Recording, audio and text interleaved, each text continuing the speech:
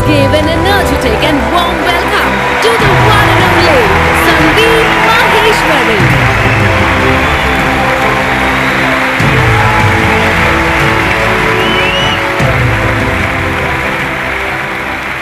Good morning, everybody! एक छोटी सी request है, एक्सक्यूज मी, आप लोग जो आगे बैठे हुए हैं, स्टेज पे ना लाइट बहुत ज्यादा है, जिसकी वजह से मुझे पीछे तक दिख नहीं रहा है, तो आप एक बार चेक करके बताएंगे पूरा स्टेडियम खाली पड़ा है क्या?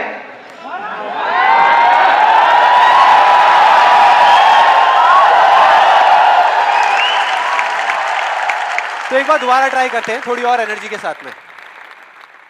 Good morning everybody!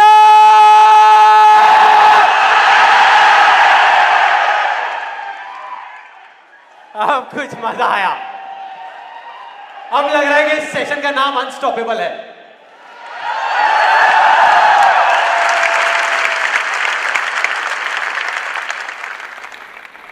ओके, अब बात करते हैं मेरी. मैं इतना एक्साइटेड क्यों हो रहा हूं? देखो, बहुत सिंपल है. अपने हर सेशन से पहले 15 से 20 मिनट के लिए मैं अपनी आंखें बंद कर लेता हूं. और जब माइंड पूरे तरीके से ब्लैंक हो जाता है, जब माइंड में कोई थॉट्स नहीं होते, तो अपने आप से एक क्वेश्चन करता हूं कि अगर ये दिन मेरी ज़िंदगी का आखिरी दिन हो और मुझे किसी तरीके से पता चल जाए कि मैं कल सुबह नहीं उठने वाला, तो मैं आज क्या करूँगा? ये मेरा क्वेश्चन होता है. और उसके सिर्फ 2 ऑप्शंस होते हैं मेरे पास में, 2 जवाब होते हैं, और मैं दूसरे ऑप्शन को चुनता हूँ. पहला ऑप्शन कि कल जो होने वाला है उसको सोच सोच करके मैं रोता रहूँ और परेशान हो जाऊँ.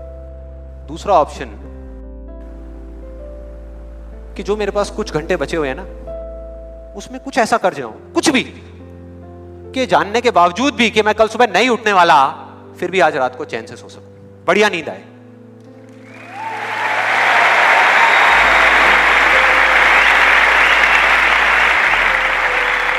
और इसीलिए आज यहां पर जो कुछ भी होने वाला है, जो कुछ भी, वो मेरे लिए सिर्फ एक सेशन नहीं है. जैसे जैसे सेशन आगे बढ़ेगा आपको समझ आएगा मैं बोल क्या रहा हूं. जैसे जैसे अब मैं आपको बताता हूं कि इस सेशन की शुरुआत कहां से हुई, कि मुझे इंस्पिरेशन कहां से मिली ये सेशन करने की. आज से 3 महीने पहले मेरे नाम से एक कुरियर आया ऑफिस में, और उस एनवेलप पे लिखा हुआ था the first life changing seminar of Sandeep Maheshwari. तो जब मैंने उसको देखा तो मुझे लगा किसी ने मजाक किया है, क्योंकि मुझे अच्छे तरीके से याद था कि जो मेरा फर्स्ट लाइफ चेंजिंग सेमिनार हुआ था वहाँ पे सिर्फ 20-25 लोग बैठे हुए थे एक छोटे से कमरे में, और किसी के हाथ में कोई कैमरा नहीं था. तो मेरे को लगा कि ऐसे ही किसी ने वो किया. लेकिन फिर पता नहीं मेरे मन में क्या आया, मैंने उस वीडियो को प्ले कर दिया, और जैसे ही मैंने वो वीडियो देखनी शुरू करी तो मेरे तोते उड़ गए. मैंने कहा यार, मतलब था मैं ही स्क्रीन के ऊपर, लेकिन लग मुझे ऐसा रहा था जैसे मैं किसी और को देख रहा हूँ. और देखता रहा. जैसे ही वो वीडियो खत्म हुई, उसी टाइम मैंने ये ठान लिया, मैंने ये डिसाइड कर लिया कि अब चाहे कुछ भी हो जाए, अपनी लाइफ के इतने बड़े फेलियर को मैं अपने तक नहीं रखने वाला, इसको शेयर करूंगा पूरी दुनिया के साथ.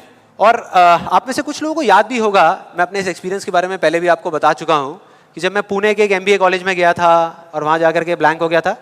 याद है? कितने लोगों को याद है? याद है. तो तब मैंने आपको बताया तो था, लेकिन दिखाया नहीं था, क्योंकि मेरे पास में कुछ था ही नहीं आपको दिखाने के लिए, कोई वीडियो नहीं थी. तो आज मैं आपको दिखाने वाला हूं कि एग्जैक्टली तब क्या हुआ था. Okay, good afternoon everybody. Just call me Sandeep, don't call me sir. And just a few confessions before I start off this session. The first one is, please don't look at me like this with all these frowning faces, because that makes me nervous. And to be honest with you, this is the first time that I am speaking in front of so many people. And second thing is,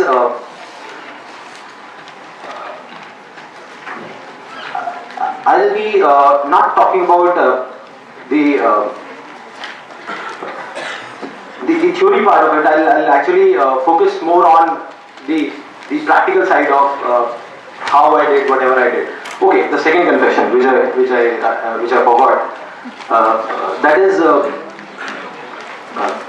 To be honest with you, I can speak in English, but the problem is you may understand what I am talking about, but I won't be able to understand what I am talking about.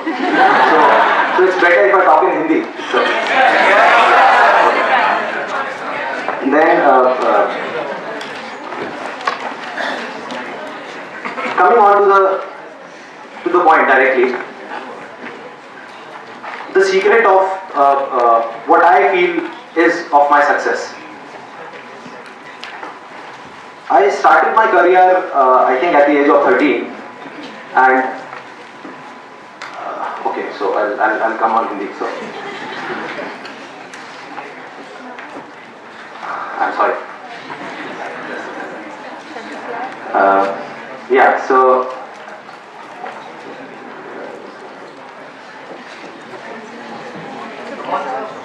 yeah, I'll do it. Images बाजार start कर सकता हूँ तो ये भी कर सकता हूँ. So I think it's not that big a deal.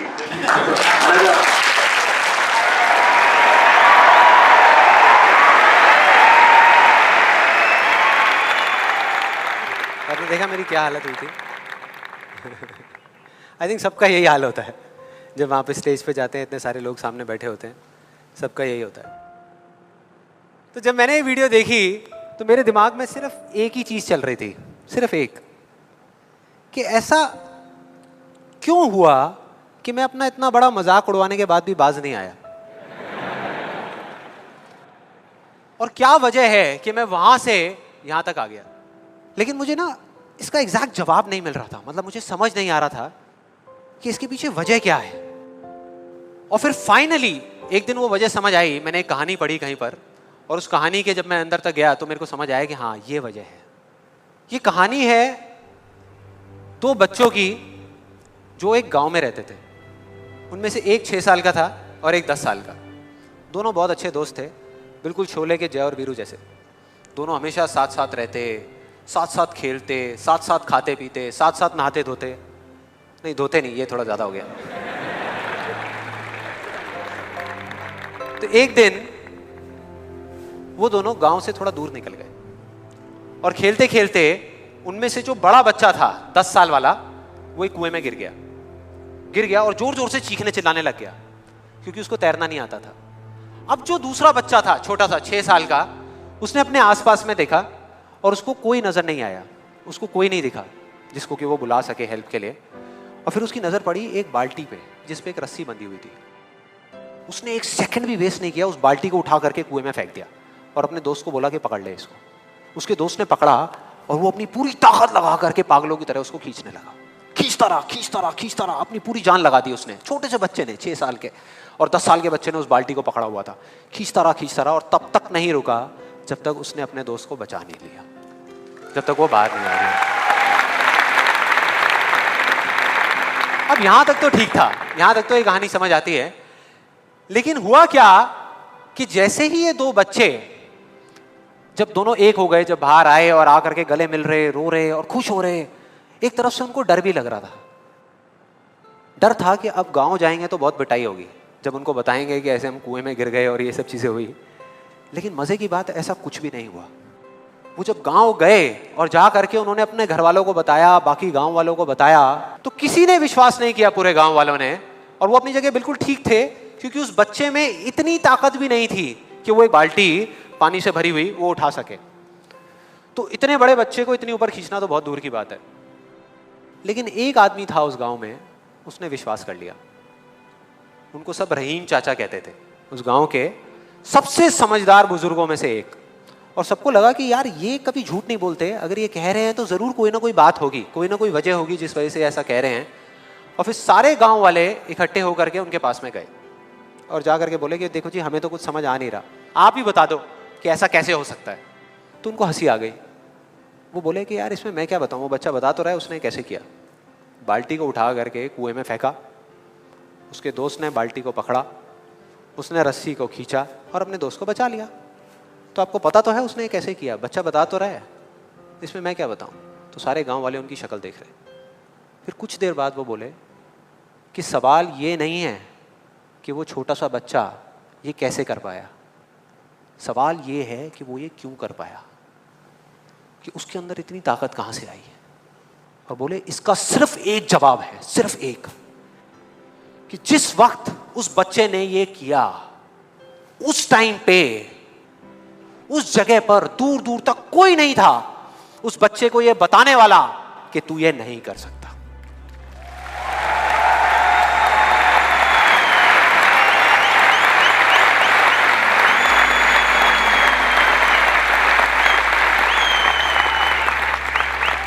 बोले कोई नहीं था, कोई नहीं, यहां तक कि वो खुद भी नहीं, वो खुद भी नहीं।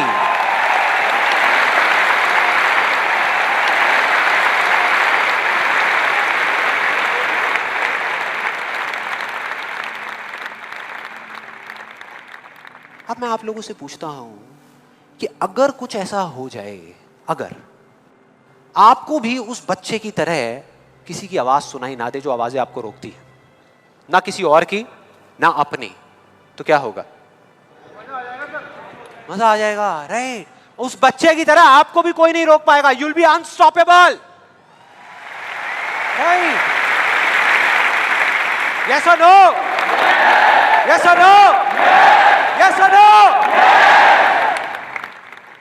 थियोरेटिकली तो ये बात बहुत अच्छी लग रही है सुनने में, लेकिन अगर हम प्रैक्टिकली देखें तो सिर्फ यस बोलने से काम नहीं चलने वाला। ये आप सबको भी पता है और मुझे भी पता है। ये जो अनस्टॉपेबल बनने वाला काम है, उसके लिए क्या करना पड़ेगा? 2 दीवारें तोड़नी पड़ेगी। 2 दीवारें, पहली बनी है दूसरों की आवाज की, कि आपके ऊपर दूसरों की आवाजों का असर होना बंद हो जाए, और दूसरी आपकी खुद की आवाज। ये ज्यादा बड़ी दीवार है।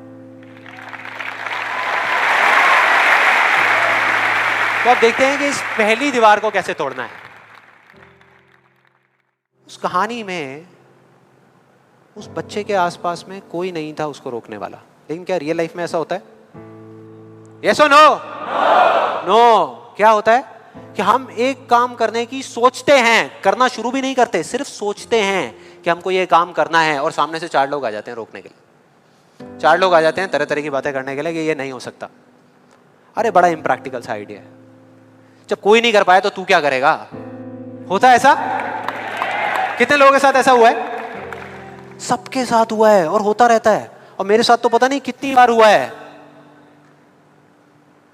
किसी के साथ कुछ ज्यादा ही हुआ है लगता है।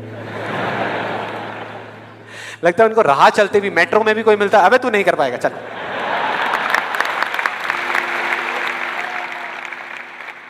तो अब सवाल ये उठता है कि ऐसे में हम क्या करें? ऐसे में जो ऐसी बातें आपको बोल रहे हैं, ना तो आप उनका मुंह बंद कर सकते हो, ना अपने कान बंद कर सकते हो, क्योंकि वो लोग कोई राह चलते लोग नहीं होते, वो आपके अपने होते हैं। आपके अपने फ्रेंड्स हैं, रिलेटिव्स हैं, आपके घर में हैं, आपके ऑफिस में हैं। तो मैं आपको ये नहीं बोल सकता कि आप क्या करो ऐसी सिचुएशन में, लेकिन मैं ये बता सकता हूं कि मैं क्या करता था। जैसे ही कोई बोलता था मेरे को, या आज भी अगर बोलता है कि ये नहीं हो सकता या तू ये नहीं कर सकता, तो मैं ना चुप रहता हूं, ना उनसे लड़ता हूं। मैं सिर्फ एक वर्ड में उनसे एक सिंपल सा क्वेश्चन पूछता हूं, एक वर्ड में, क्यों? क्यों नहीं कर सकता? क्यों नहीं हो सकता? और जैसे ही मैं ये करता हूं उसके बाद बहुत मजा आता है। आप कभी करके देखना, बहुत मजा आएगा। 90% लोग ऐसे मिलेंगे आपको जिनके पास में इस क्यों का जवाब ही नहीं होगा। जवाब ही नहीं होगा। नहीं, वो सोच में पड़ जाते हैं। जैसे मैं पूछता ना क्यों, हाँ क्या, क्यों, ये कैसा सवाल है? तो ये है वो 90% लोग जिनके पास में कोई जवाब ही नहीं होता, या होता भी है तो वो इतना फनी होता है कि आप चाह करके भी अपने आप को हंसने से नहीं रोक पाओगे। जैसे एक बार मेरे साथ हुआ था, जब मैं करीबन आई थिंक 18 साल का था और मैंने नया नया फोटोग्राफी का कोर्स किया था। तो हमारे घर में एक छोटा सा फंक्शन चल रहा था, और वहाँ पर मैं अपनी मदर के साथ और फादर के साथ में खड़ा हुआ कुछ बातें कर रहा था। इतनी देर में एक सामने से आंटी आई और आकर के बोली, संदीप।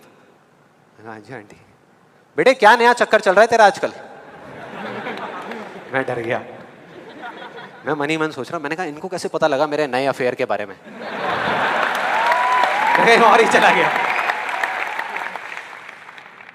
फिर मैंने उनको देखा और डरते डरते उनसे मैंने कहा कि भाई आंटी जी क्या मतलब, मैं कुछ समझा नहीं, कौन सा चक्कर, क्या कौन सा? तो आंटी ने बोला, कहते क्यों तू ये फोटोग्राफी नहीं कर रहा आजकल? ये फोटोग्राफी का कोर्स नहीं किया तूने? तो उन्होंने बोला मेरी थोड़ी सी जान में जान आई। मैंने कहा अच्छा, फोटोग्राफी की बात हो रही थी। फिर उन्होंने बोला बेटा अगर तू बुरा ना माने तो एक बात कहूँ। मैंने कहा नहीं नहीं आंटी बोलिए ना। बेटे मेरी अगर तू माने ना तो ये जो तू फोटोग्राफी के चक्करों में पड़ा है ना, ये सब बेकार की चीज़ें हैं। इससे अच्छा ये है कि तू कोई और ढंग का काम कर ले या अपनी पढ़ाई लिखाई में ध्यान दे। मैंने वही किया जो मैं हमेशा करता था। मैंने कहा क्यों आंटी जी, आपको ऐसा क्यों लगता है कि मेरा फोटोग्राफी में कुछ नहीं हो सकता, ये फोटोग्राफी बेकार की चीज़ क्यों है? तो उन्होंने जवाब दिया कि मेरी बहन का बेटा भी गया था बॉम्बे यही सब करने के लिए जो तू कर रहा है, और उसको 4 साल हो गए धक्के खा रहा है, उसका कुछ नहीं हुआ अभी तक। मैंने फिर सुना, फिर मैंने दोबारा से वही क्यों को ले आकर के चिपका दिया। मैंने उनसे पूछा लेकिन आंटी मेरे को कुछ समझ नहीं आया कि अगर वो कुछ नहीं कर पाया तो मैं कुछ क्यों नहीं कर पाऊंगा? सीधा सा क्वेश्चन है यार।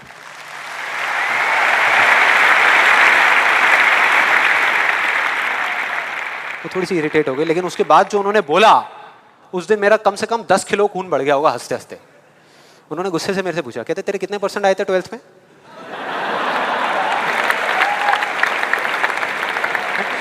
मतलब फोटोग्राफी से इसका कोई कनेक्शन नहीं है दूर दूर तक, लेकिन उनका ये सवाल था कितने % आए थे तेरे 12th में? मैंने कहा जी 85% आए थे आंटी। फिर उन्होंने एक अजीब सा एक्सप्रेशन दिया, मेरे को ऐसे देखा जैसे कि मेरे से बड़ा बेवकूफ़ इस पूरी दुनिया में कोई नहीं है, और बोली उसके 92% आए थे।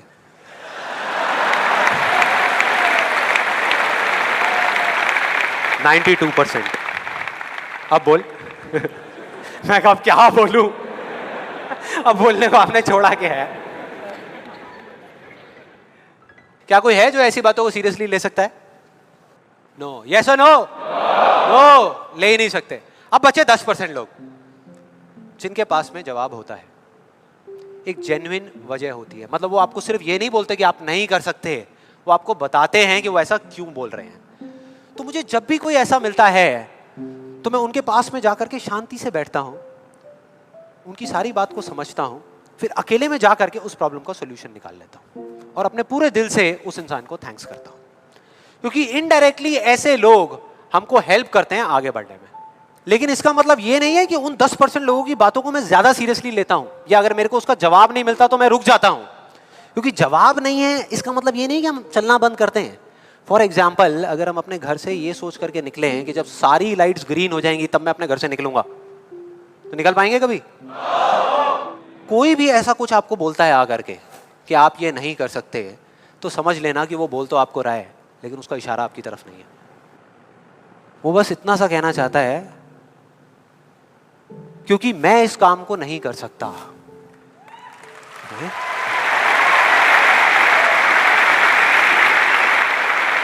वो बस इतना सा कहना चाहता है क्योंकि मैं इस काम को नहीं कर सकता, या मुझे नहीं पता कि इस काम को कैसे करना है, इसलिए मुझे लगता है कि इस पूरी दुनिया में कोई भी नहीं कर सकता।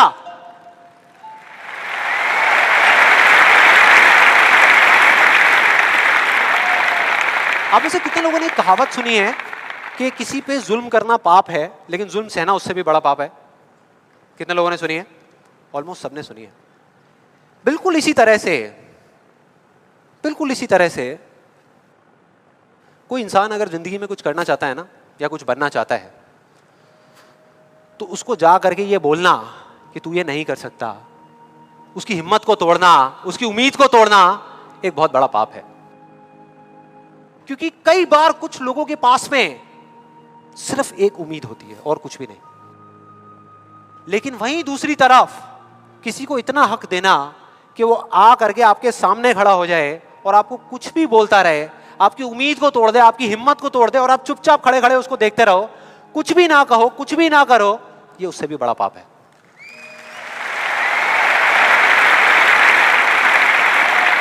मतलब सिंपल है, ना हमें चुप रहना है ना किसी से लड़ना है, सिर्फ सवाल करना है क्यों, और फिर देखो उनके कैसे पत्ते खुलते हैं, फिर मजा आएगा। और जिस दिन आप लोगों को भी मेरी तरह ये बात समझ आ जाएगी ना, उस दिन आपके ऊपर ऐसी बातों का असर होना बंद हो जाएगा। मतलब कि उस दिन ये जो पहली दीवार है जिसकी मैंने बात करी थी, वो अपने आप ही टूट जाएगी। उसके बाद इस पूरी दुनिया में किसी में दम नहीं होगा कि वो आपको आगे बढ़ने से रोक सके, सिवाय एक इंसान के। सिवाय एक इंसान के। कोई बताएगा कौन है वो? आप खुद। एग्जैक्टली, आप खुद। और यही है वो दूसरी दीवार, यही है वो दूसरी दीवार जो पहली वाली से कई गुना बड़ी है। कई गुना बड़ी है। आज से बहुत साल पहले मैंने एक कहानी सुनी थी जिसका एक बहुत बड़ा इंपैक्ट हुआ था मेरी लाइफ पे। ये कहानी है एक ऑफिस की और उसके एम्प्लॉइज की। एक बार एक ऑफिस में जितने भी एम्प्लॉइज सुबह सुबह जब ऑफिस आते हैं अपने अपने कैबिन में, तो उनकी डेस्क के ऊपर एक लेटर पड़ा होता है, एक लेटर रखा हुआ होता है, और उस लेटर में लिखा था कि वो इंसान, इस कंपनी का वो एम्प्लॉय जिसकी वजह से आपकी प्रमोशन नहीं हो रही थी या जिसकी वजह से आप आगे नहीं बढ़ पा रहे थे, उसकी डेथ हो गई, वो मर गया है। और अब अगर आप आखिरी बार उस एम्प्लॉय की शक्ल देखना चाहते हैं तो ये एड्रेस है, यहां पर अगले 1 घंटे में पहुंच जाइए।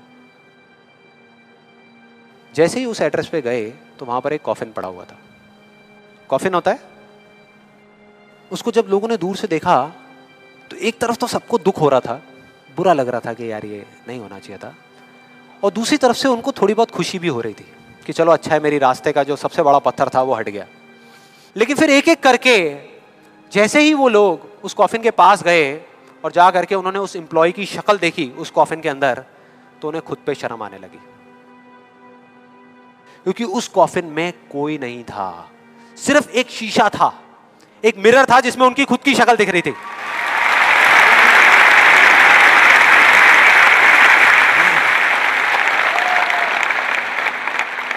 हम सब भी तो यही करते हैं अपनी लाइफ में कि सारा ब्लेम उठा करके किसी सिचुएशन पे डाल दिया, किसी और इंसान पे डाल दिया, सब जगह डाल दिया सिवाय एक इंसान के, खुद पे।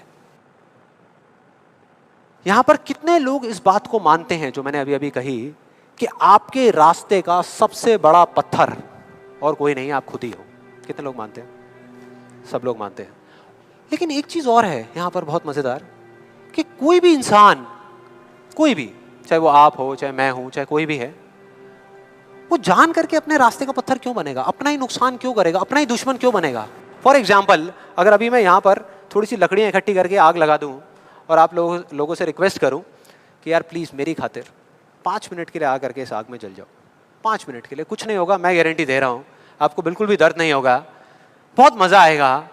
कितने लोग तैयार हैं यहां पर आने के लिए? कितने लोग तैयार हैं? हाँ, जो 1-2 लोग हाथ ऊपर उठा रहे हैं ना, उनको लग रहा है कि मैं भुट्टा सेकने की बात कर रहा हूं। भाई साहब, आपको सेकने की बात हो रही है उस आग में। कोई नहीं आएगा, कोई नहीं आएगा। क्यों? क्योंकि कोई भी इंसान हो वो जानबूझ करके अपना नुकसान कभी नहीं करेगा, कभी भी नहीं करेगा।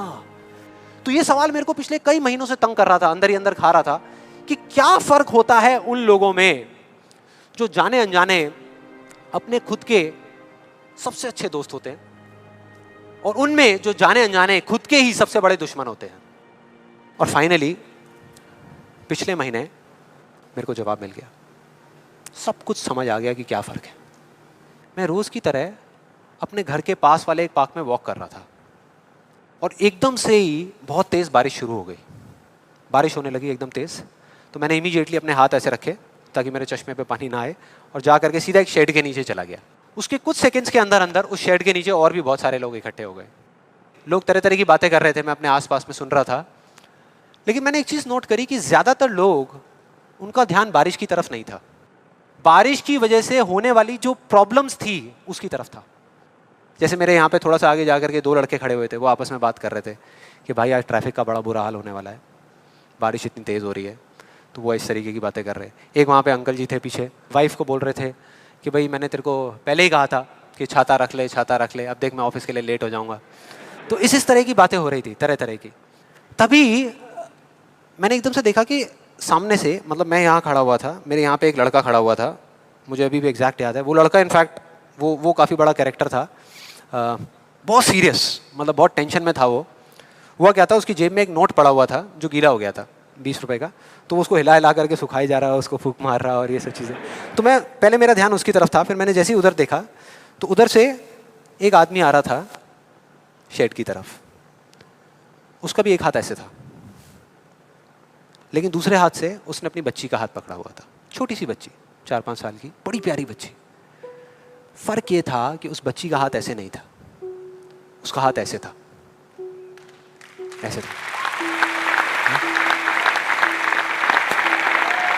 और वो बच्ची बड़ी प्यारी प्यारी हरकतें कर रही थी। मैंने देखा वहाँ से, ऐसे उसका हाथ था, बार बार उस पर पानी की बूंदें गिर रही, वो इकट्ठा कर रही और पी रही, इकट्ठा कर रही और पी रही, इकट्ठा कर रही और पी रही।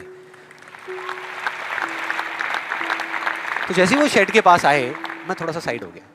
तो इधर वो मेरे नोट सुखाने की मशीन थी, इधर मैं सोच रहा था अपने भी नोट निकाल के दे दूं, भाई ये भी सुखा दे।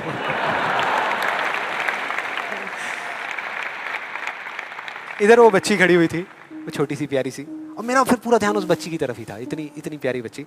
और इधर उसके पापा अपने मोबाइल पे कुछ काम कर रहे थे। वो बच्ची को अभी भी चैन नहीं आया, शेड के नीचे आ गई, लेकिन अभी भी बार बार अपना हाथ बाहर निकाल के, एक हाथ से पापा को पकड़ा हुआ डर रही, दूसरे हाथ से ऐसे बाहर निकाल के बार बार पानी भर रही और पी रही। कभी पानी भर रही, अपने मुंह पे फेंक रही। फिर थोड़ी देर बाद पता नहीं उसके मन में क्या आया, उसने अपने पापा से पूछा कि पापा ये बारिश रोज क्यों नहीं होती? बड़ा अजीब सा क्वेश्चन था। उसके पापा ने कहा, वो अपने मोबाइल पे लगे हुए थे, हाँ बेटा होगी होगी, रोज होगी, रोज होगी, रोज होगी। वो बच्ची फिर अपने खेल में लग गई। फिर थोड़ी देर बाद पता नहीं क्यों उसने दोबारा से पूछा अपने पापा से, बताओ ना पापा रोज क्यों नहीं होती? इस बार उसको कोई जवाब नहीं मिला, लेकिन मुझे मिल गया। मुझे सब कुछ समझ आ गया कि क्या वो वजह है, क्या फर्क होता है उन लोगों में जो खुद के सबसे अच्छे दोस्त होते हैं और खुद के सबसे अच्छे दुश्मन होते हैं। क्या फर्क है उन दोनों लोगों में? देखो बहुत सिंपल है। जब बारिश होती है आसमान से, हम सबके ऊपर होती है, क्या एक जैसे होती है या अलग अलग तरीके से होती है? एक जैसे होती है, कोई पार्शियलिटी नहीं करती। आप अमीर हो, गरीब हो, काले हो, गोरे हो, बच्चे हो, बड़े हो, कोई फर्क करती है क्या बारिश? नहीं करती, सब पे एक जैसी होती है। बिल्कुल उसी तरह से वो शक्ति, वो एनर्जी जिससे पूरी दुनिया चल रही है, जिससे अभी अगर आप अभी फील करने की कोशिश करो, आपकी सांसें चल रही है, मेरी सांसें चल रही है। जिस शक्ति में इतनी ताकत है कि अगर वो चाहे तो एक सेकंड में, एक सेकंड भी नहीं लगेगा, इस पूरी दुनिया को खत्म कर सकती है, और एक सेकंड के 1 करोड़वें हिस्से में इस दुनिया को दोबारा से बना भी सकती है। उसको आप साइंटिफिकली चाहे एनर्जी का नाम दे दो, चाहे स्पिरिचुअली भगवान कहो, आत्मा कहो, परमात्मा कहो, कुछ भी कहते रहो, उससे कोई फर्क नहीं पड़ता। और बिल्कुल उस बारिश की तरह उस शक्ति की भी बारिश हम सब पर होती रहती है, उस एनर्जी की भी बारिश होती रहती है, और सब पर एक जैसे होती है। फिर चाहे आप अमिताभ बच्चन हो, बिल गेट्स हो, कोई भी हो, कोई फर्क नहीं पड़ता। आप इस स्टेज पे खड़े हो या वहां बैठे हो, कोई फर्क नहीं पड़ता। तो फर्क क्या है? देखो बहुत सिंपल है, वही फर्क जो उस बारिश में था, जो मैंने नोट किया उस बच्ची के बीच में और औरों के बीच में। कुछ लोगों का हाथ ऐसे होता है और कुछ का ऐसे होता है, यही फर्क।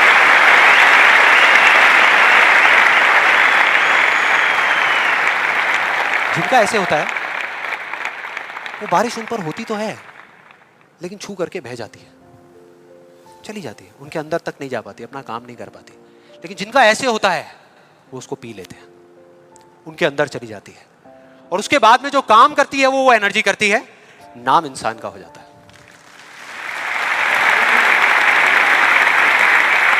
नाम हो जाता है कि वो कर रहा है, वो कर रहा है, वो कर रहा है। अरे कौन कर रहा है? वही एनर्जी पीछे से काम कर रही है। हम क्या कर सकते हैं? अगर मैं आपको कहूं कि हमारी बॉडी के जितने भी फंक्शंस हैं, उसमें से 99% फंक्शन से ज्यादा ऐसे हैं, डाइजेशन से लेकर के, ब्रीदिंग से लेकर के, ये सारी चीजें जो हम कंट्रोल नहीं करते, जो हमारे कंट्रोल में है ही नहीं। 1% चीजें हम कंट्रोल करते हैं और 100% क्रेडिट ले जाते हैं। और अब मजे की बात पता है क्या है? सबसे मजेदार बात कि यहां पर हम जितने भी लोग बैठे हुए हैं ना, हम सबको पता है कि अगर हमारे हाथ अभी ऐसे हैं तो ऐसे कैसे लाने हैं, क्योंकि बचपन में हम सबके बाय डिफॉल्ट हाथ ऐसे ही थे, सबके। फिर धीरे धीरे कुछ लोगों के यहां चले गए, कुछ के यहीं रह गए। जिनके यहां रह गए उनको हम सक्सेसफुल बोलते हैं, जिनके यहां चले गए उनको हम फेलियर्स बोलते हैं, अलग अलग फील्ड्स में। तो कोई बताएगा कि ऐसा क्या था जो बचपन में हम एक दिन में हजारों बार करते थे और अब हजारों दिनों में एक बार भी नहीं करते? याद करो वो बच्ची क्या कर रही थी उस पार्क में, बार बार क्या कर रही थी? एग्जैक्टली क्वेश्चन पूछ रही थी, मतलब कि सवाल कर रही थी। Let's give a big hand for her.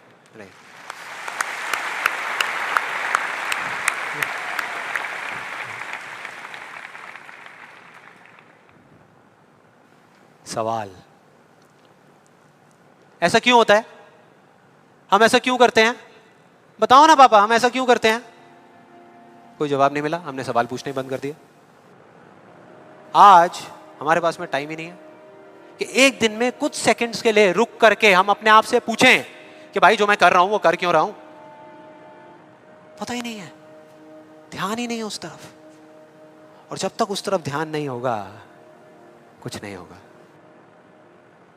और सिर्फ उस पर विश्वास मत करो जो मैं बोल रहा हूं, हिस्ट्री को उठा करके देख लो। कोई भी इंसान किसी भी फील्ड में अगर सक्सेसफुल हुआ है तो उसमें और बाकी लोगों में क्या फर्क था? क्या वो दूसरों से ज्यादा इंटेलिजेंट था? क्या उनके पास दूसरों से ज्यादा जवाब होते हैं? यस और नो? नो। उनके पास में दूसरों से ज्यादा अच्छे सवाल होते हैं। हर चीज में एक ही सवाल कि अगर ये दुनिया ऐसी है तो ऐसी क्यों है, और क्यों मैं इस दुनिया को बदल नहीं सकता? अगर पूरी दुनिया मुझे ये कहती है, मेरे घर वाले मुझे कहते हैं कि मेरी तो किस्मत ही खराब है, मेरी हाथ की लकीरों में ही कमी है, तो क्यों मैं अपनी हाथ की लकीरों को नहीं बदल सकता? हर चीज में एक ही सवाल।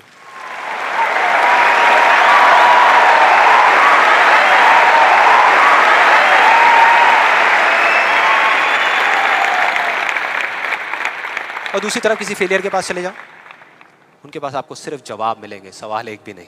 सिर्फ एक्सक्यूजेस मिलेंगे, सिर्फ बहाने मिलेंगे, बस। सवाल पूछ ही नहीं रहे तो जवाब मिलेगा कहां से? कहां से मिलेगा? मिल ही नहीं सकता। तो मैं क्या कह रहा हूं कि लाइफ में आप जो कुछ भी कर रहे हो, जो भी, उससे कोई फर्क नहीं पड़ता, लेकिन अगर आपके पास में इस क्यों का बिल्कुल क्लियर जवाब है तो उस काम को आप पूरे विश्वास के साथ कर रहे हो। और अगर इस क्यों का जवाब ही नहीं है तो आप सिर्फ उस काम को अंधविश्वास पे कर रहे हो, जो आज नहीं तो कल टूटेगा ही टूटेगा। फॉर एग्जाम्पल, मैं आपको एक रियल लाइफ एग्जाम्पल से बताता हूं। क्या कभी आप लोगों के साथ ऐसा कुछ हुआ है कि घर में कोई बड़ा सा फंक्शन चल रहा हो, जैसे किसी की शादी हो रही हो और वहां पे कोई रिलेटिव बीमार हो गया? हुआ है? कितने लोगों के साथ हुआ है ऐसा? हुआ है। तो ऐसे में क्या होता है? क्या होता है? जैसे ही एक किसी की तबीयत खराब होती है तो बाकी लोग क्या करते हैं? डॉक्टर बन जाते हैं, अपनी अपनी राय देते हैं आकर के। मेरी फैमिली में भी एग्जैक्टली बिल्कुल ऐसा ही हुआ था। मेरी एक कजिन सिस्टर की शादी थी और मेरे एक अंकल आए हुए थे अब्रॉड से। उनकी तबीयत खराब हो गई, उनको बुखार हो गया, और जैसे ही एक एक करके सब लोगों को पता लगा तो सब लोग आए और आ करके अपने अपने आइडियाज़ देने लगे। एक आंटी जी आई, काढ़ा बना करके, अपना अदरक का, तुलसी का, शहद का वो काढ़ा बना करके, बेटा ये पी लो, 2 घंटे में ठीक हो जाओगे, बुखार अभी उतर जाएगा, बहुत पुराना नुस्खा है। उसके बाद में एक अंकल आए, बड़े फनी, वो आ करके उन्होंने ऐसे उनके सर पे हाथ रखा, गर्म हो रहे हैं। फिर उन्होंने कहा कुछ नहीं है, इनको ठंडी बर्फ़ की पट्टियाँ कर दो, अभी सारा बुखार उतर जाएगा। ऐसे सब तरह तरह के लोग आ रहे थे, तरह तरह के, और अपने अपने आइडियाज़ दे रहे थे। सबको पूरा विश्वास था कि ये करने से वो ठीक हो जाएंगे, उनका बुखार उतर जाएगा। लेकिन इसका बिल्कुल उल्टा हुआ। अगले दिन सुबह उनका बुखार कम होने की बजाय और बढ़ गया, तेज हो गया। और अब ऐसे में बड़ा मजा आता है कि जो लोग जितना ज्यादा कॉन्फिडेंट थे ना अपने नुस्खे को लेकर के, वो उतना ही पीछे हट गए। उनका जवाब था कि भाई मैं तो कल ही कह रही थी कि डॉक्टर को बुला लो, किसी ने मेरी सुनी नहीं। डॉक्टर आया, वहाँ पे आ करके उसने पूरा चेकअप किया, कुछ टेस्ट बताए, शाम तक रिपोर्ट्स आई और पता लगा कि उनको मलेरिया था। डॉक्टर को जैसे ही पता लगा उसने कुछ दवाई दी और अगले कुछ दिनों में वो बिल्कुल ठीक हो गए। तो क्या फर्क था डॉक्टर में और बाकी लोगों में? डॉक्टर ने कुछ भी करने से पहले, मतलब कि अपना इलाज शुरू करने से पहले, कोई भी नुस्खा बताने से पहले ये पता लगाया कि उनको बुखार क्यों हुआ, और बाकी किसी ने ये पता लगाना जरूरी ही नहीं समझा कि उनको बुखार हुआ क्यों। डॉक्टर को पता था कि उस बीमारी का कॉज क्या है, उसकी जड़ क्या है, उसकी वजह क्या है, और इस वजह से उसको पूरा विश्वास था कि मैं ये दवाई दूंगा और वो ठीक हो जाएंगे। बाकी सब जो कह रहे थे कि हमको विश्वास है, उनको सिर्फ अंधविश्वास था कि वो ठीक हो जाएंगे, वो विश्वास नहीं था।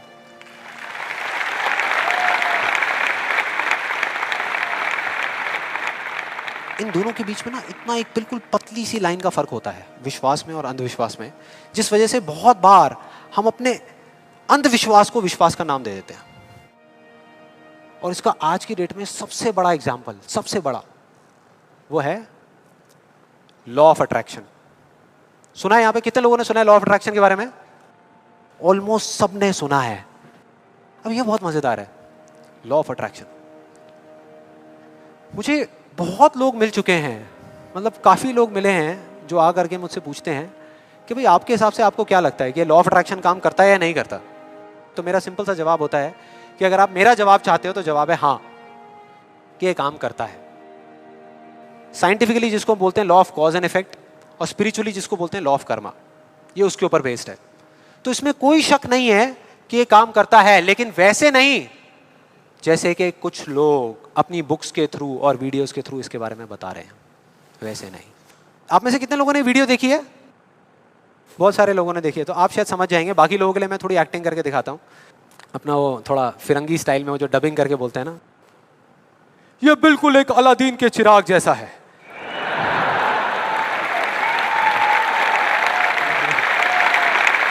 बिल्कुल ऐसा लगता है किसी चमत्कारी बाबा की बात हो रही है कि वो आशीर्वाद रखेंगे और काम हो जाएगा 1 सेकंड में। बिल्कुल ऐसा लग रहा है सुनने में। ये बिल्कुल एक अलादीन के चिराग जैसा है, आपको सिर्फ हुक्म देना है कि आप क्या चाहते हैं। आपको बंगला चाहिए, आपको गाड़ी चाहिए, आपको पैसा चाहिए, आपको सिर्फ बताना है कि आपको क्या चाहिए, फिर देखिए क्या होगा। ये प्रकृति आपके सुर से सुर मिलाएगी, ताल से ताल मिलाएगी।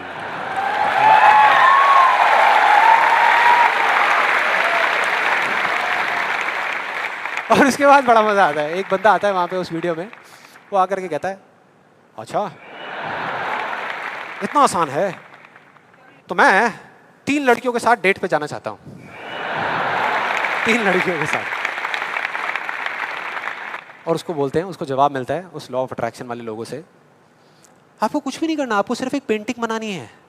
अपनी एक पेंटिंग बनाइए जिसमें आप बैठे हैं और साथ में 3 लड़कियां बैठी है, और फिर देखिए क्या होता है। और वो बंदा पेंटिंग बनाता है। उसके कुछ दिन बाद किसी चमत्कार की वजह से वो लड़का एक पार्क में बैठा होता है, उसके आसपास में 3 लड़कियां बैठी होती हैं, और उसमें से एक लड़की उसको अंगूर खिला रही होती है। भाई क्या है ये? क्या है ये? अगर मजाक नहीं है तो आप में से कितने लोगों ने ये ट्राई किया? मैं लॉ ऑफ अट्रैक्शन की बात कर रहा हूं, 3 लड़कियों के साथ डेट पे जाने की बात नहीं कर रहा। ऐसे पता नहीं कितने एग्जाम्पल्स हैं उस बुक में, उस वीडियोस में। एक सबसे फनी एग्जाम्पल जो बहुत लोग ट्राई कर रहे हैं, आई एम श्योर यहाँ पे भी बहुत लोगों ने ट्राई किया होगा, कार पार्किंग का। उसमें एक आदमी बोलता है, मैं जब अपने घर से निकलता हूँ तो मैं सोचता हूँ कि वो गाड़ी की जो पार्किंग है वो मेरे लिए खाली पड़ी होगी, और मैं जैसे ही जाता हूँ वो पार्किंग मेरे लिए खाली पड़ी होती है, और मैं जा करके अपनी गाड़ी लगा देता हूँ। क्या कमाल है यार। देखो कई बार मुझे 1-2 मिनट वेट भी करना पड़ता है, लेकिन फिर वो जगह अपने आप मेरे लिए खाली हो जाती है। मैं क्या करता हूं, मैं सिर्फ सोचता हूं वो जगह मेरे लिए खाली। कमाल है यार। हाँ, बढ़िया लग रहा है ना सुनने में, अच्छा लगता है। ये सारी बातें सबको अच्छी लगती है, किसको नहीं लगेंगी? सच बताऊं, मुझे भी अच्छी लगेंगी सुनने में। बुरी किसको लगेगी? कि सोचना शुरू कर दो और गाड़ियों की पार्किंग मिलनी शुरू हो जाएगी। ये आई एम श्योर बहुत लोगों ने ट्राई किया होगा। कितने लोगों ने ट्राई किया है? आपके हिसाब से काम करता है ये? अच्छा, एक सवाल है, हमेशा करता है या कभी कभी करता है? कभी कभी करता है। लेकिन फिर वो एक लॉ कैसे हुआ? लॉ उसे कहते हैं जो एक ही कंडीशन में अगर सेम कॉज हो तो उसका सेम इफेक्ट आना चाहिए, उसको लॉ कहते हैं। सिंपल है भैया। अगर कंडीशन सेम है, आप एक ही जमीन पे 2 बीज बोओगे आम के, तो दोनों आम के पेड़ ही बनेंगे, एक एप्पल का पेड़ नहीं बन सकता। सीधा सा फंडा है।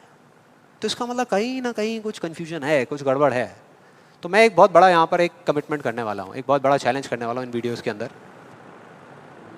मेरा ओपन चैलेंज है उन लोगों को जिन्होंने ये बुक लिखी है और जिन्होंने वीडियोस बनाई है, क्योंकि उनसे ज़्यादा कौन जानता है इस लॉ के बारे में। वो जानते हैं कि वो क्या कह रहे हैं, वो समझते हैं कि वो क्या कह रहे हैं। तो मेरा ओपन चैलेंज है कि हम एक शर्त लगाते हैं, इस दुनिया में कहीं पर भी एक पार्किंग लॉट चूज करेंगे जो थोड़ा सा बिजी रहता हो, और वहां पर वो एक स्पॉट आइडेंटिफाई करेंगे, पार्किंग का स्पॉट, और अपने लॉ ऑफ अट्रैक्शन की पूरी पावर लगाएंगे। लगा सकते हैं, क्या दिक्कत है? सोचना ही तो है। सोचते रहेंगे, फील करते रहेंगे, मेरे को ये जगह मिलेगी मिलेगी मिलेगी। करो। जिस दिन उनको वो जगह मिल गई, मेरा एक कमिटमेंट है और मैं ये ओपन चैलेंज कर रहा हूं, उनको मैं 1 लाख रुपए दूंगा। और जिस दिन नहीं मिली, उन्हें मुझे सिर्फ 10,000 रुपए देने हैं। सिर्फ 10,000 रुपए, मतलब 1 का 10। कुछ लोगों का दिमाग चलना शुरू हो गया, अबे ये बढ़िया यार, मैं जा रहा हूं। मैं आ रहा हूं इस चैलेंज के लिए। कितने लोगों को लगता है कि वो आएंगे, इस चैलेंज को एक्सेप्ट करेंगे? कितने लोगों को लगता है नहीं आएंगे? वो नहीं आएंगे, वो आ ही नहीं सकते, क्योंकि उन्हें भी पता है कि सच क्या है और झूठ क्या है। वो सब अच्छे तरीके से इस बात को जानते हैं, क्योंकि मैं जिस लॉ के बेसिस पे बात कर रहा हूं, मैं कोई थियोरेटिकल कॉन्सेप्चुअल बात नहीं कर रहा, मैं बात कर रहा हूं लॉ ऑफ प्रोबेबिलिटी के बेस पे, जिसके बेस पे इस दुनिया के सारे कैसीनोस चल रहे हैं। एक बिजी पार्किंग है 100 गाड़ियों की, उनको उस स्पॉट पे पार्किंग मिलने की प्रोबेबिलिटी क्या है? 1:100 एग्जैक्टली, 1%। उनको नहीं मिलने की क्या है? 99:100। मतलब यहां पर एक बहुत बड़ा मैसेज है। जरूरी नहीं है जो बातें सुनने में अच्छी लग रही है वो एक्चुअल में अच्छी हो। यहां किसी ने बैंक लोन लिया हुआ है? किसी ने कोई बैंक लोन लिया हुआ है? हाँ, तो जो आपने बैंक लोन लिया हुआ है, आपकी मंथली EMI जाती होंगी बैंक को, इंस्टॉलमेंट जाती होंगी, जाती हैं। तो अब मैं आपको 2 ऑप्शंस देने वाला हूं, 2 ऑप्शंस। आप बताना आपको सुनने में कौन सा ऑप्शन ज्यादा अच्छा लग रहा है। पहला ऑप्शन कि आप जो काम कर रहे हो उसको पूरा दिल से करो, दिन रात करो, खूब काम करके जो आप पैसा कमाते हो उससे वो इंस्टॉलमेंट्स पे कर दो। दूसरा ऑप्शन है कि आपको ये सोचना है कि बैंक अपना जो लोन है वो माफ कर देगा और अपना पैसा वापस मांगना बंद कर देगा, और रातों रात कहीं से आपके कोई दूर के अंकल आपको 25-25 हजार रुपए महीने के चेक भेजना शुरू कर देंगे। कौन सा ऑप्शन ज्यादा अच्छा लग रहा है सुनने में, पहला या दूसरा? दूसरा। यही वजह है, इसी वजह से ये सब हो रहा है। वो जो झूठ बोल रहे हैं ना, उनकी कोई गलती नहीं है। वो ही बोल रहे हैं जो लोग सुनना चाहते हैं, और वो नहीं जो सच है, क्योंकि सच बहुत कम लोग सुनना चाहते हैं। इस वजह से सारी चीजें हो रही हैं।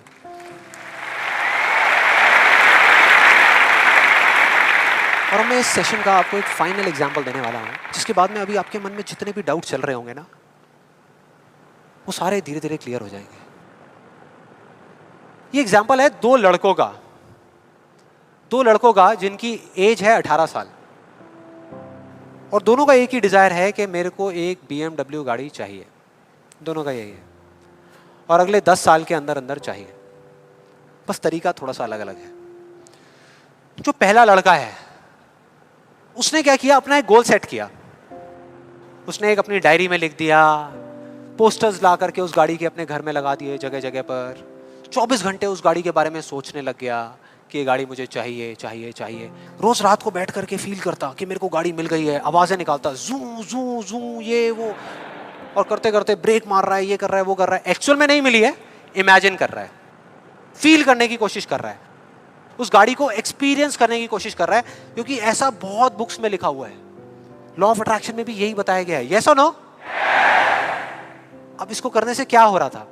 पहले उसकी सिर्फ एक विश थी, एक चाह थी कि हाँ मेरे को ये गाड़ी मिल जाए, नहीं भी मिले तो कोई फर्क नहीं पड़ता, लेकिन अब उसका वो बर्निंग डिजायर बन गया। अब उसको गाड़ी हर हालत में चाहिए ही चाहिए अगले 10 साल में। अब आप में से कुछ लोग सोच रहे हो, आप में से कितने लोगों ने मेरा इल्यूजन टू रियलिटी वाला सेशन देखा है? आप सोच रहे हो यार आपने इल्यूजन टू रियलिटी में भी तो यही बात करी है, और आप खुद ही उसके अगेंस्ट बोल रहे हो। लग रहा है कुछ लोगों को, लग रहा है ऐसा लग रहा है। देखो मैंने क्या कहा था आपको अभी थोड़ी देर पहले, कि विश्वास और अंधविश्वास में सिर्फ एक पतली सी लाइन का फर्क होता है, इधर कुछ और इधर कुछ और। अगर आप ध्यान से मेरी जितनी भी वीडियोस देखोगे, या आज तक मैंने जो कुछ भी कहा उसको देखोगे, तो मैंने किस चीज के बारे में बात करी है? किसी चीज को हासिल करने के बारे में, गाड़ियों के बारे में, पैसे के बारे में, बंगले के बारे में, या किसी काम पे फोकस करने के बारे में? काम पे फोकस करने के बारे में, चीज के बारे में नहीं। मतलब इस टेक्निक में कोई कमी नहीं है। इस टेक्निक को यूज जो लोग कर रहे हैं 90% वो गलत तरीके से कर रहे हैं, जिस वजह से प्रॉब्लम्स क्रिएट हो रही है। अब दूसरे लड़के की बात करते हैं, उसमें और इसमें क्या फर्क था। दूसरा जो लड़का था उसका भी डिजायर था कि मुझे ये गाड़ी चाहिए। बस एक छोटा सा फर्क था, उसने एक सवाल पूछ लिया अपने आप से। उसने एक सवाल पूछ लिया अपने आप से कि मुझे ये गाड़ी क्यों चाहिए, क्यों चाहिए। अब ये काम ना बड़ा बोरिंग लगता है सुनने में कि यार क्यों चाहिए, ये सोचने की क्या जरूरत है, सीधा गाड़ी लो ना, शॉर्टकट फटाफट। लेकिन नहीं, उसने ऐसा नहीं किया, उसने गलती नहीं करी, उसने पूछ लिया। और जब हम सवाल पूछते हैं तो क्या होता है, जवाब मिलता है, जवाब मिलता है, और उसको मिल गया। जवाब ये था कि मैं ये गाड़ी इसलिए चाहता हूं क्योंकि मैं अपने फ्रेंड्स को, अपने रिलेटिव्स को, इस पूरी दुनिया को ये प्रूव करना चाहता हूं कि मैं भी सक्सेसफुल हो सकता हूं।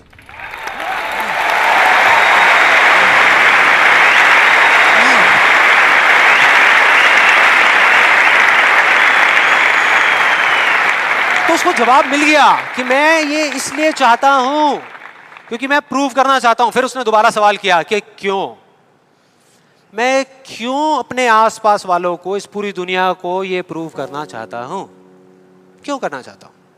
और फिर उसको एक जवाब मिला, क्योंकि मेरे आसपास में जितने भी लोग हैं वो सब यही कर रहे हैं।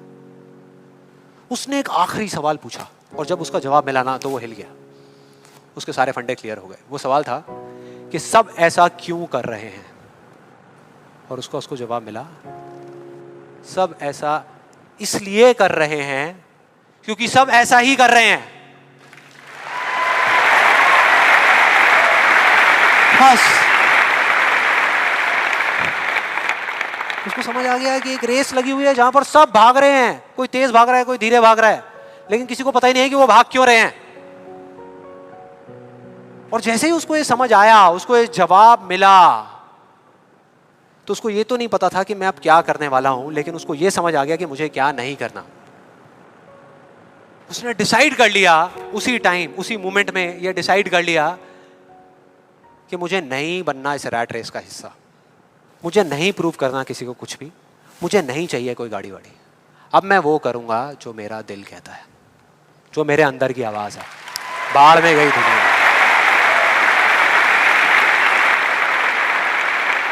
और जैसे ही उसको ये अंदर से उसकी आवाज आई कि मुझे ये चीज करनी है, तो वो जवाब उसके अंदर से ही निकल करके आ गया। और उसको जवाब मिला कि 3 साल पहले वो सबसे ज्यादा क्लोज इस पूरी दुनिया में अपने फादर के था, अपने पापा के, और दोनों का रिलेशन एक बाप बेटे का कम और एक दोस्त का ज्यादा था।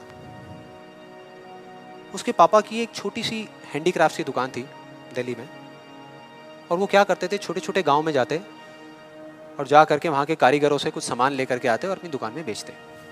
ये उनका काम था। एक बार वो एक गांव में जा रहे थे तो उनका बेटा भी उनके साथ चला गया। ये लड़का उनके साथ चला गया क्योंकि उसकी छुट्टियां चल रही थी, और दोनों उस गांव में एक ढाबे पे बैठ करके, शाम का टाइम था, खाना खा रहे थे।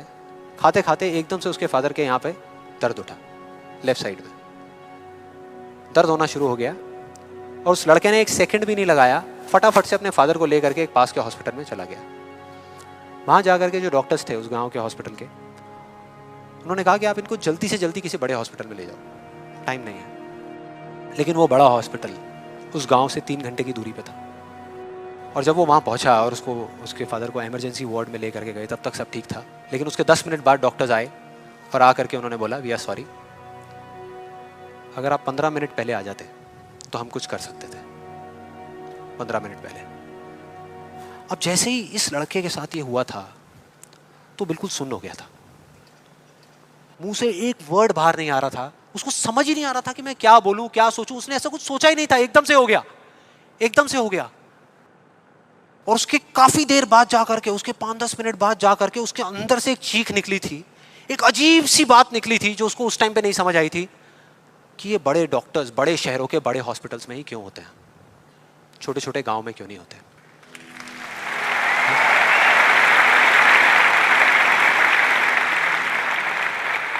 उस टाइम उसको नहीं समझ आया, आज समझ आ गया। उसको समझ आ गया कि मेरे साथ ऐसा क्यों हुआ था, जिससे कि मैं एक डॉक्टर बनूं और जा करके छोटे छोटे हॉस्पिटल्स में काम करूं, ना कि एक गाड़ी खरीदूं।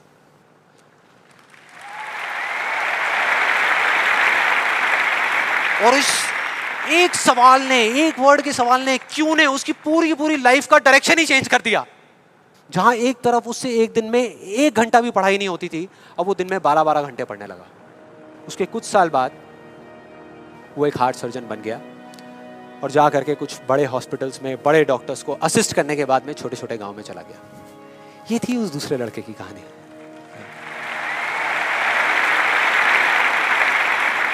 10 साल हो गए हैं, तब दोनों 18 साल के थे, आज दोनों 28 साल के हो चुके हैं।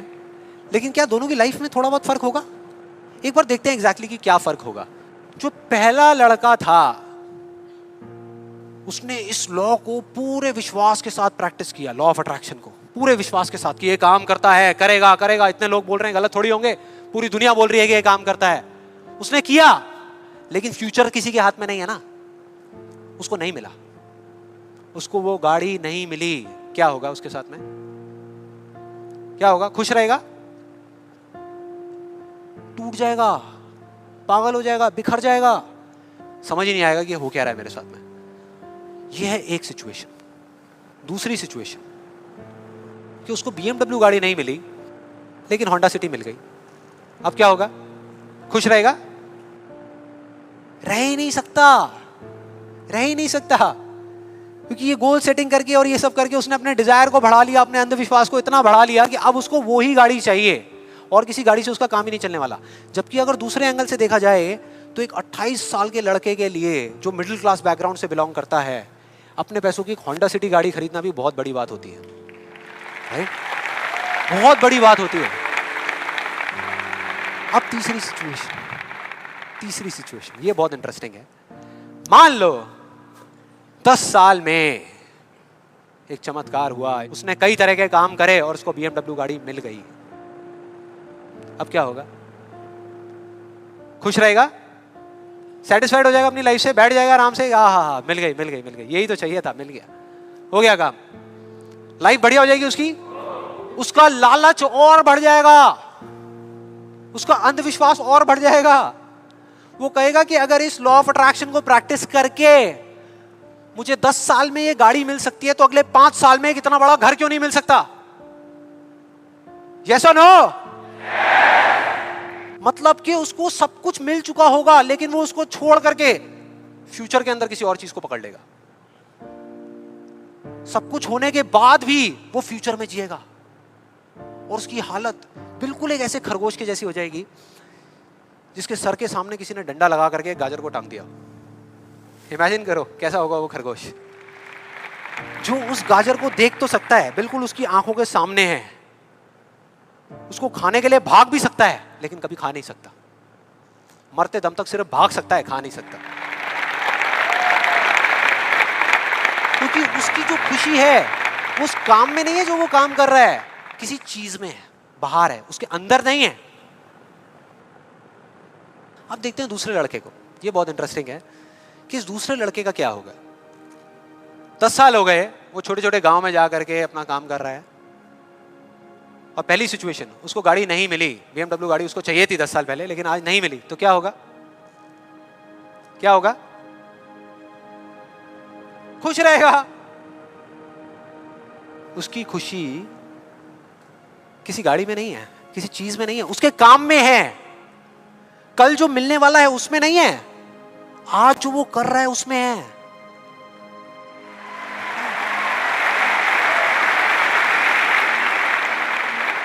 दूसरी सिचुएशन, उसको BMW नहीं मिली, होंडा सिटी मिल गई, तो क्या होगा? तो भी खुश रहेगा, बहुत खुश रहेगा, एब्सोल्युटली। उसने मांगी नहीं थी, फिर उसको मिल गई, बहुत खुश रहेगा। उसको BMW मिल गई तो क्या होगा? खुश रहेगा। लेकिन इस वजह से नहीं कि उसको ये गाड़ी मिल गई, इस वजह से क्योंकि वो जो काम कर रहा है उसमें उसको खुशी मिल रही है। और एक सबसे बड़ा फर्क पता है क्या है यहाँ पर इन दोनों के अंदर? सबसे बड़ा फर्क अगर आप ध्यान से देखोगे, ये जो दूसरा लड़का है, अगर इसको गाड़ी मिल गई, जो डॉक्टर है, और छिन गई 1 साल बाद, तो क्या होगा? तब भी खुश रहेगा। लेकिन जो पहला है उसका क्या होगा? अरे वो सिर्फ डर में जिएगा, वो सिर्फ डर में जिएगा। जो है उसको खोने का डर, जो मैं चाहता हूं उसके ना मिलने का डर, 24 घंटे सिर्फ डर।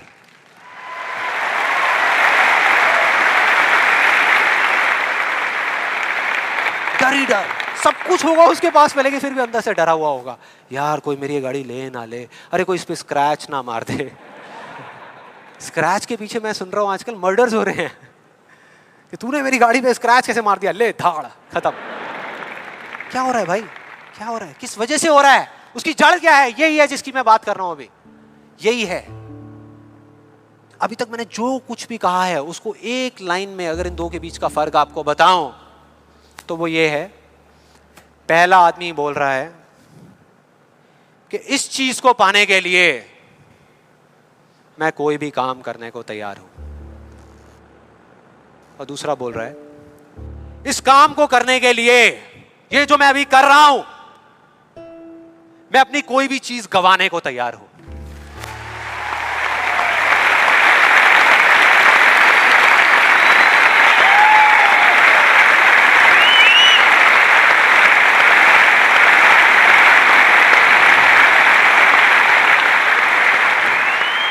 एक की जिंदगी का मकसद है, जो पहला है पाना, हासिल करना, उस चीज पे कब्जा करना किसी भी तरीके से, बस वो चीज मेरे हाथ में आ जाए। फिर चाहे इसके लिए उसको धर्म के रास्ते पे चलना पड़े या अधर्म के, वो चलेगा। उसको सही काम करना पड़े या गलत करना पड़े, वो करेगा। लेकिन दूसरा, उसके लिए अपने अंदर की आवाज को सुन करके, अपने अंदर की मतलब कि अपने दिल की आवाज को सुन करके किया गया कर्म ही इस दुनिया का सबसे बड़ा धर्म है।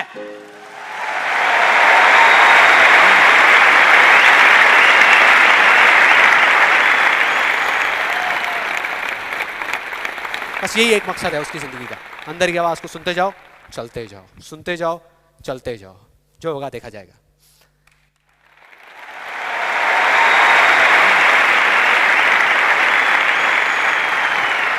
और इस गलत फहमी में मत रहना कि जो पहला है उसको दूसरे से ज्यादा मिलेगा। ये सोचना भी मत।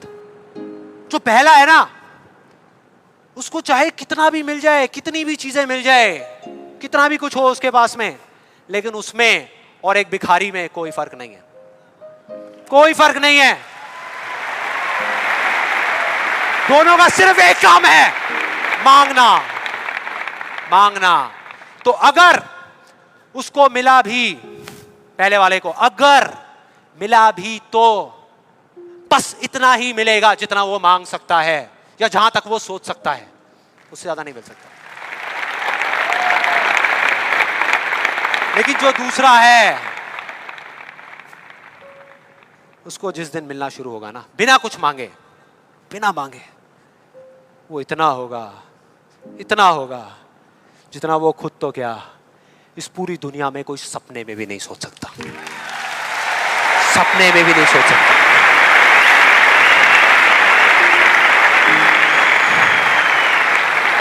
और इसका जो मैं आपको बोल रहा हूं, एक जीता जागता एग्जाम्पल आपके सामने खड़ा है।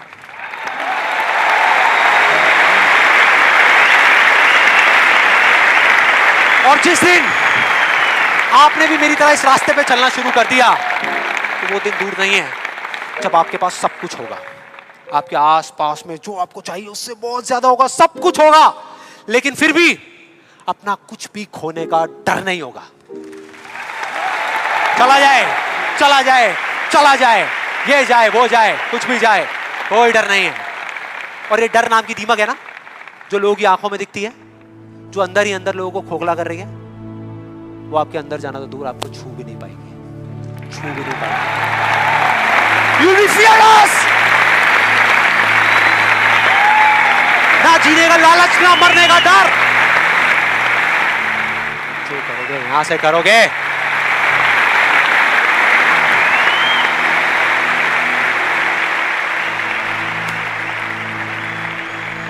और फिर चाहे आपके रास्ते में एक मुश्किल आए या 1000 आए, कोई फर्क नहीं पड़ता। चाहे एक आदमी आकर के आपको रोकने की कोशिश करे या 1 लाख लोग आकर के आपके सामने खड़े हो जाएं, अरे आपको रोकना तो दूर, किसी में इतना दम भी नहीं होगा कि वो आपको हिला भी सके।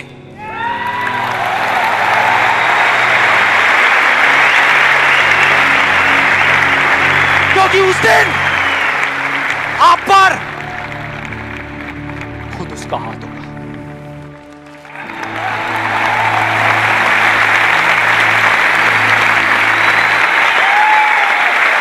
और फिर अगर आप चाहोगे भी ना, चाहोगे भी, तो भी अपने आप को आगे बढ़ने से नहीं रोक पाओगे। You'll be unstoppable! You will be unstoppable!